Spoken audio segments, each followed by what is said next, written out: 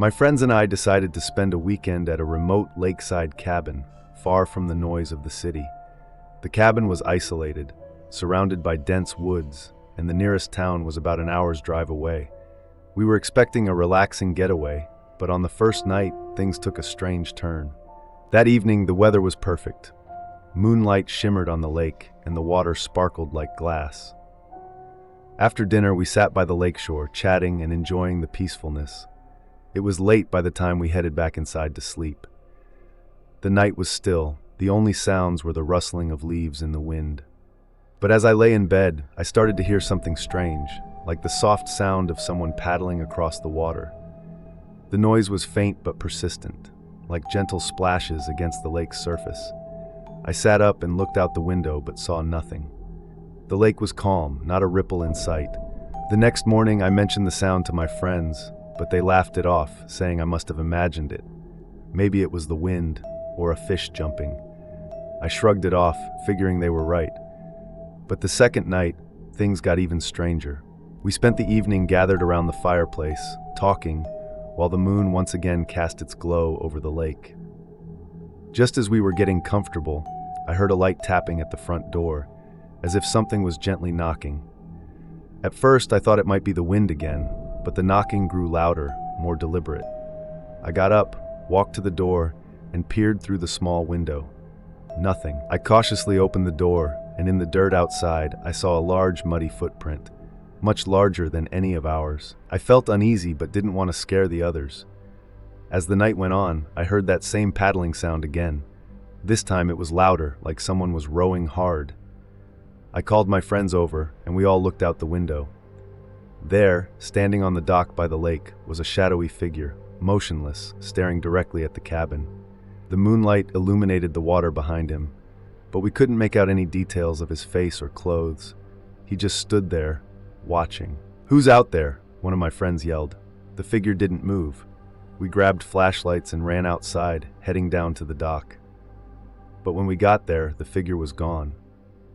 The lake was eerily still, and there were no signs anyone had been there at all. Back inside, tension filled the air. We locked the doors and windows, not saying much to each other, but knowing something was very wrong.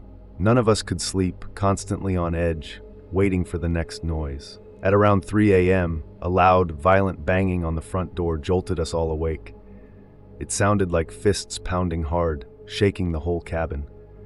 We froze, unsure of what to do. My heart raced as I slowly approached the door and looked through the peephole. Standing there was a man, drenched head to toe, his clothes clinging to his body as if he'd just climbed out of the lake. His face was swollen and pale, almost unrecognizable, like he'd been submerged in water for days. He was mouthing something, but no sound came out. I stumbled back, terrified. The banging grew more intense. I pulled out my phone to call the police, but suddenly there was no signal. The lights flickered and then went out, plunging the cabin into complete darkness. We huddled together, listening to the banging slowly fade until finally, it stopped. Mustering the courage, I crept back to the door and peeked outside. The man was gone, but faint, wet footprints led from the front door down toward the lake, disappearing into the mist. At dawn, we called the police. When they arrived, they didn't seem convinced by our story, but agreed to check the lake. Later that afternoon, they pulled an old, rotting boat from the water. It was covered in algae and had clearly been there for years. Inside, they found a few belongings, a rusted pair of glasses and a decayed scarf, both far too old to belong to anyone who had been at the lake recently. What really unsettled us was the story one of the officers shared. He mentioned that, decades ago, a man had gone missing on this very lake during a storm. His boat was found capsized, but his body was never recovered. We packed our things and left that same day, too shaken to stay any longer. I couldn't stop thinking about the figure by the dock, or the drenched man who had stood at our door. Was it possible that he was the man who had drowned all those years ago, still trapped at the lake, waiting? Even now, I can't bring myself to go back. Whatever we encountered that night, it was something far beyond my understanding, and I hope I never have to experience it again.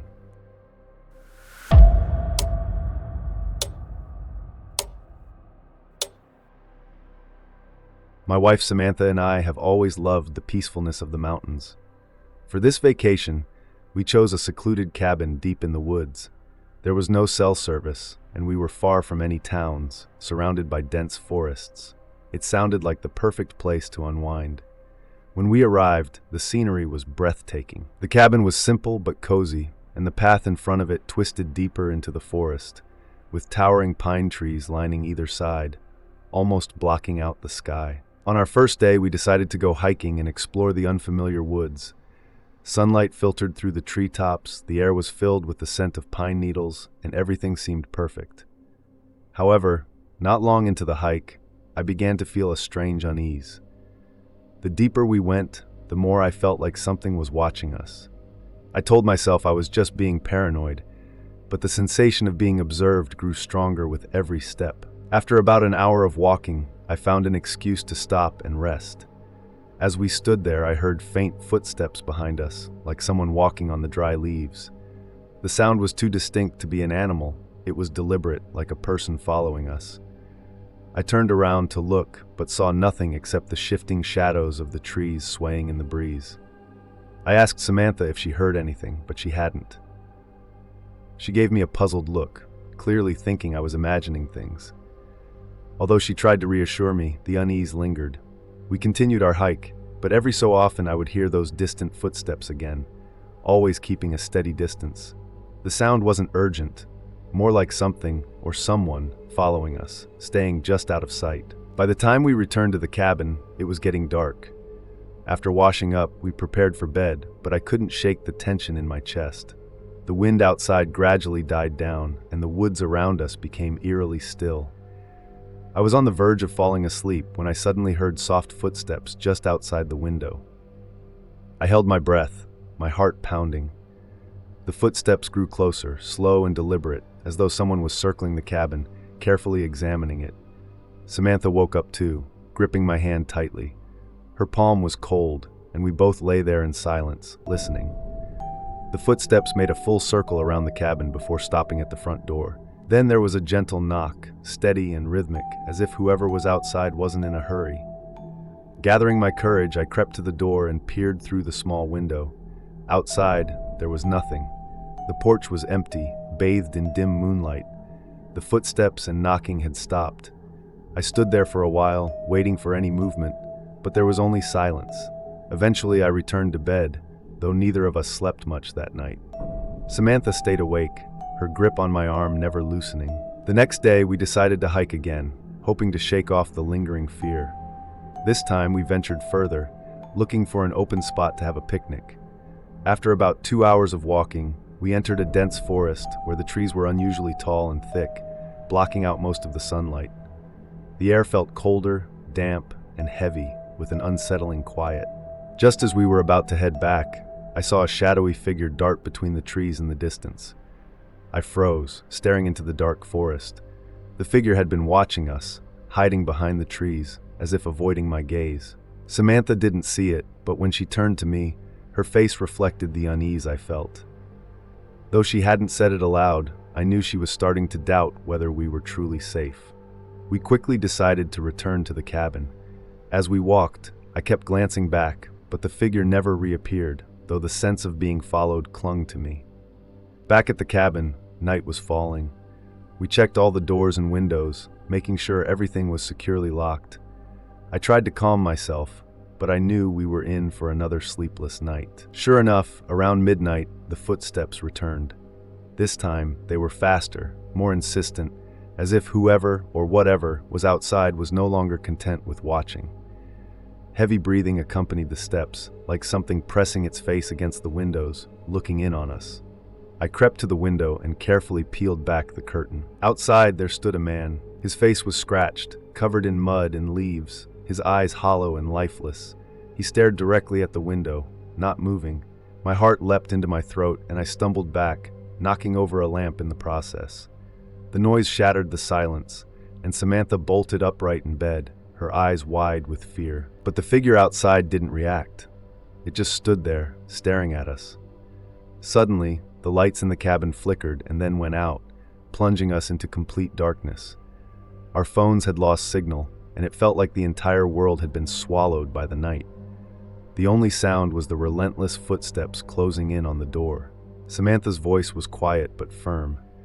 She insisted that we had to leave immediately. We grabbed our belongings and ran out of the cabin, heading for the car. As we reached the road, I couldn't resist glancing back one more time. The figure was still there, standing by the cabin window, watching us leave. We started the car and sped away from the forest. It wasn't until we were miles away, off the mountain, that we finally began to feel safe. The next day, we reported the incident to the local authorities.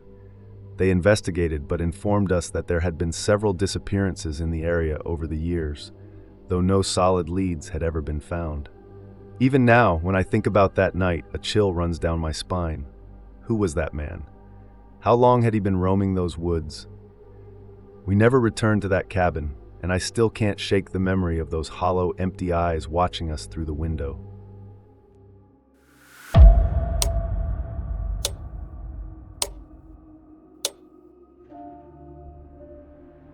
A few months ago, some friends and I decided to go on a camping trip in the forest. We were all outdoor enthusiasts, and this plan sounded perfect. We chose a relatively remote spot, a forest far from civilization where no one else would be around. It was the ideal place for those wanting to escape the noise of modern life.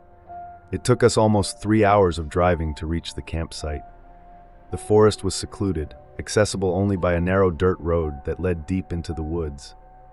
By the time we arrived, it was late afternoon, and the sky was beginning to dim.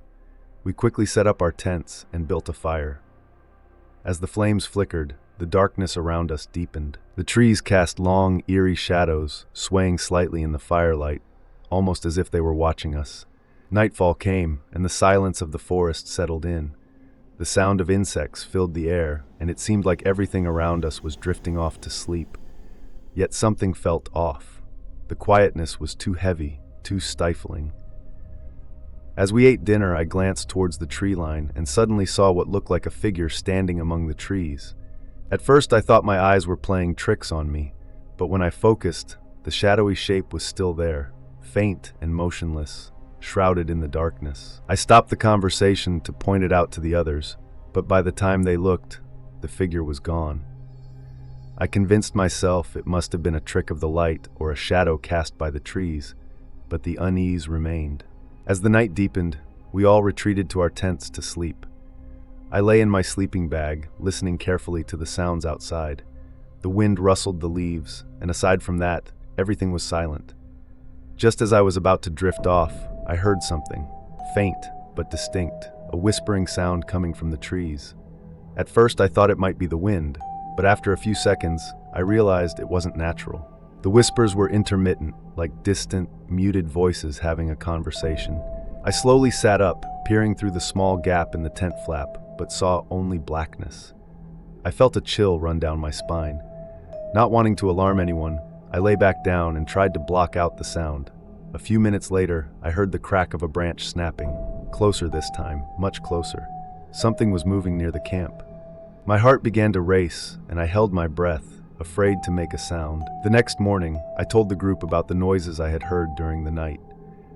To my surprise, I wasn't the only one. Jack, one of my friends, had also heard something strange, footsteps circling the camp. He too had been too frightened to investigate.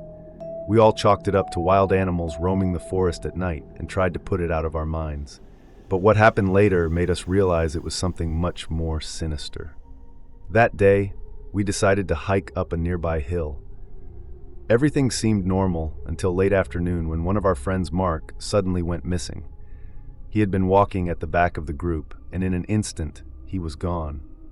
We called out for him, searching the area for nearly an hour before we finally found him deep in the woods. He looked terrified, as though he had seen something truly disturbing. When we asked him what had happened, Mark hesitated, his voice shaky. He said he had seen someone, a person standing in the shadows, watching him. The figure had been following him for a while, keeping a distance but never approaching. When Mark tried to speak to the figure, it didn't respond, only stared at him with empty eyes. Eventually, he panicked and ran back to find us. Mark's story sent a chill through the group. We tried to reassure him and ourselves that it was just his imagination, but deep down, we all felt uneasy.